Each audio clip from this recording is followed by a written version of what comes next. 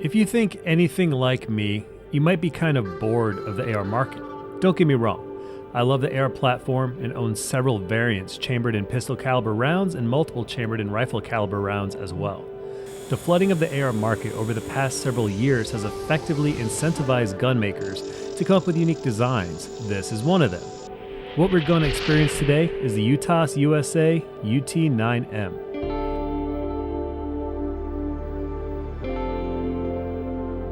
The UTAS USA UT9M is a 9mm AR style-ish platform which measures 14 inches in length and is a tad portly, weighing in at 4.6 pounds unloaded without optics and without a brace or stock. The UT9M features a closed and lightened direct blowback bolt, a built-in interface for a standard AR buffer tube, and a 5.5 pound trigger. Even though the UT9M does not use a buffer that would be found on an AR-9 or AR-15, it does utilize a charging handle similar to those found on the AR platforms. The buffer tube interface means you can install an AR buffer tube so you can affix a brace, blade, or stock. Of course, the buffer tube does not need a spring or buffer to function.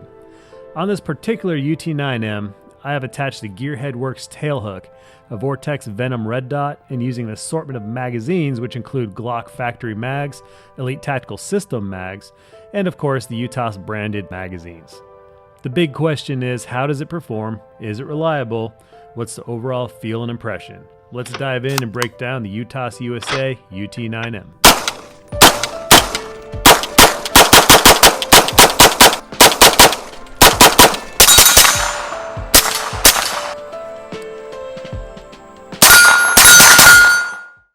So right here we're using one of the magazines that the UTAS sent with the gun. I don't know what the brand is. It might be made by UTAS USA. I'm not too sure, and I'm going to do some more research on that, but let's see how it runs. This is some PMC bronze 115 grain 9mm. So one thing that's kind of cool is on the side right here you have a bolt hold open and release. Push down on it and it drops the bolt, sends it home. So let's go ahead and do a magazine. Let's do a full mag dump. See how it looks.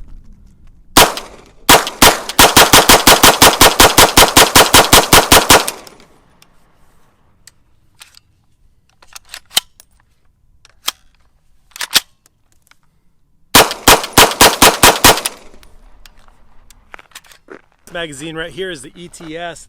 So let's see how the ETS runs inside the UTAS.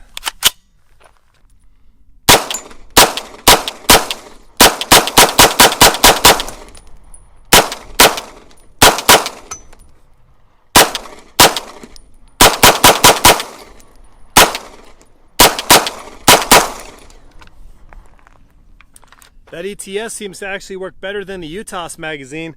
Locked open, same ammunition. One thing you'll notice is the front of this guy, let me get you focused in here.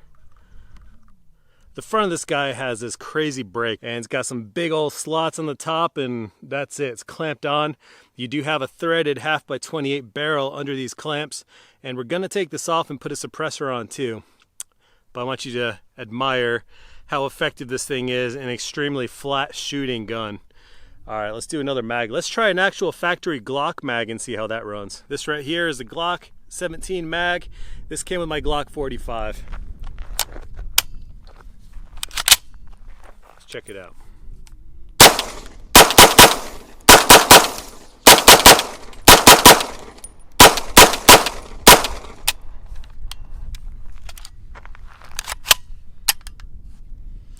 It fed everything, did not lock back or hold open, but let's keep breaking it in. So far we're about 30, 60, almost 80 rounds in. So let's do a few more mags for now. This big stick right here, magazine from ETS.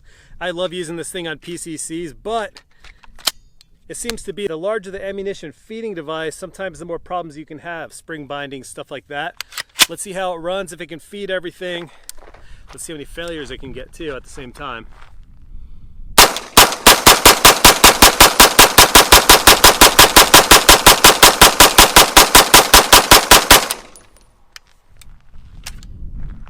Every single one. Did not lock back, but it ate every single one of these guys. One nice thing about this guy is it takes Glock magazines. that's big because there's so many aftermarket options for Glock mags out there. You have a lot to pick from. Now, that gave me the opportunity to test out some of the different Glock mags that I own, which is a whole bunch of the ETS mags. I do love these things and I have a whole bunch, so that's what I use mostly, and they actually performed probably the best out of everything. The other magazine that I used was this guy right here. Now, this is the UTAS branded magazine. This is actually one that I had the most issues with, and I'll talk about that in just a little bit. And then, of course, I use the Glock magazine, the factory Glock 17 magazine. That's what came with my Glock 45. So I was able to pick between three. So overall performance, let's talk about that and impressions. So a big thing we want to talk about first is feel. Now, this is a direct blowback bolt, so when you fire it, that bolt's coming straight back at you, right? You can actually see in some of the videos right here, right in the front, you can see this guy moving back and forth, and that travels. It's a long assembly, probably about that long. That thing travels back and forth all the way through the upper receiver right here. Now you can notice this massive muzzle brake on the front. This thing is extremely effective, and it's a very flat shooter. What's cool about this is this does have 1/2x28 threading. So you remove these set screws right on top. That just clamps it and times it. It positions it properly. Then you just unscrew the muzzle brake.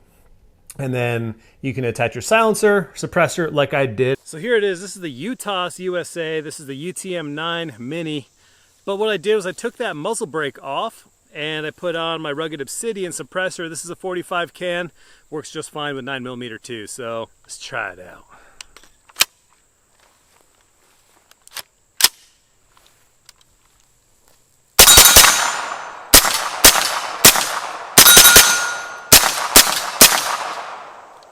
We get that little paddle.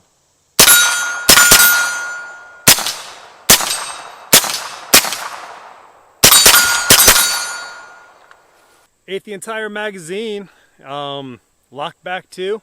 These ETS mags work well. I ended up using my rugged obsidian 45 suppressor to suppress this thing down, and it made it quiet. It's a 9mm, so it quiets down really well suppressed. So back to the magazines. This guy is the ETS mag, and the ETS mags actually seem to perform the best. One thing I did notice that I mentioned in the previous clip is that the bolt hold open wasn't working, and I have a suspicion that's my own fault.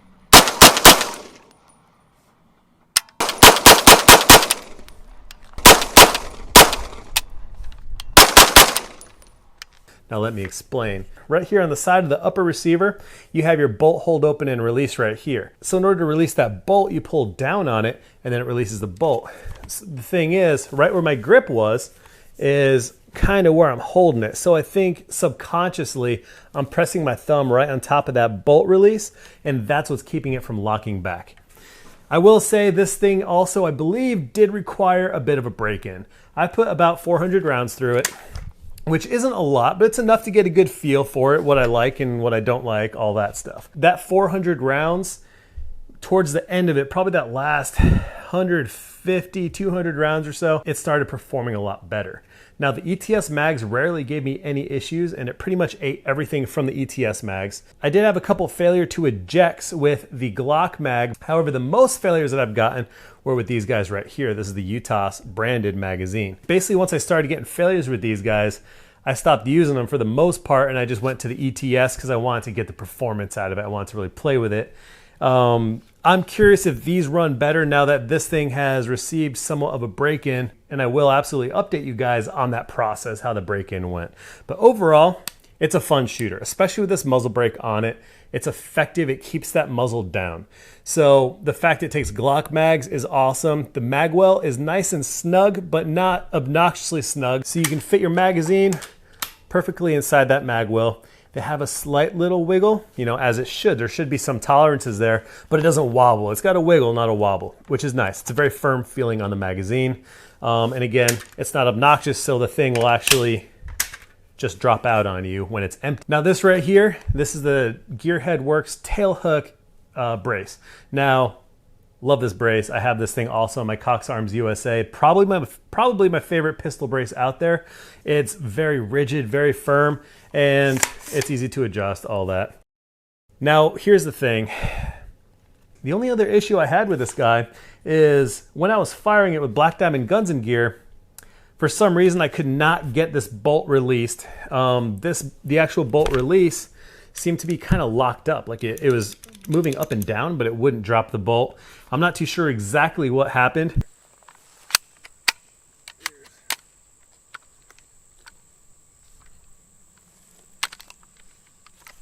And we'll see, what is that one called again? What am I caught up? I was forcing it too much. I bet you there's something not positioned right on it. Yeah, it's probably something I'm doing. I just don't know what. We tell the truth. We tell the truth. Cut that out. Yeah. All right, something was holding the bolt back. I'm not too sure exactly what it was. I started playing with it and then the thing just released finally. So it just might need to be a little oil or something like that. I did oil it up a bit. So, ooh, it ate something. It fed.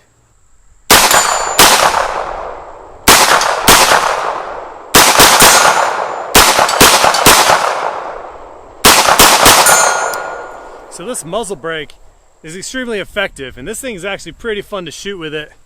Hey Josh, why don't you give it a finish off this mag here.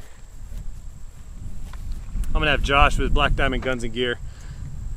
I'm not sure what happened. Maybe the thing just still needs to go through its break-in process. We've done about 150 rounds through it so far, so not bad, but that's what we can do. I'll make sure you're in focus here.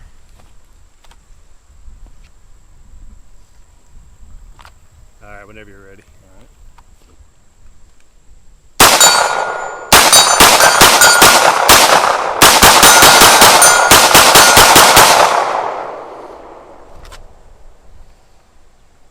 Not bad.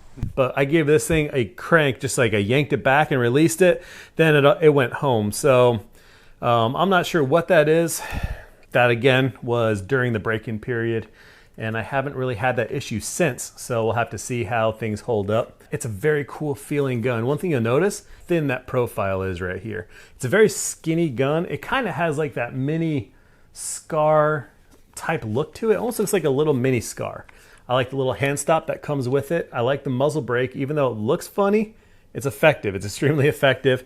It doesn't punch you in the face too hard when you shoot it. Of course, it's just a 9mm. It has a recoil somewhat like a CZ Scorpion, something along those lines. That's the UTAS USA UT9M. If you guys have any questions, please leave them in the comment section below. I'll be happy to answer those, or reach out to me. And don't forget to hit that subscribe button and the bell notification icon. Otherwise, you won't be notified when I make new videos. And that really helps me out if you guys watch my videos. So thank you all so much. I'll see you guys later.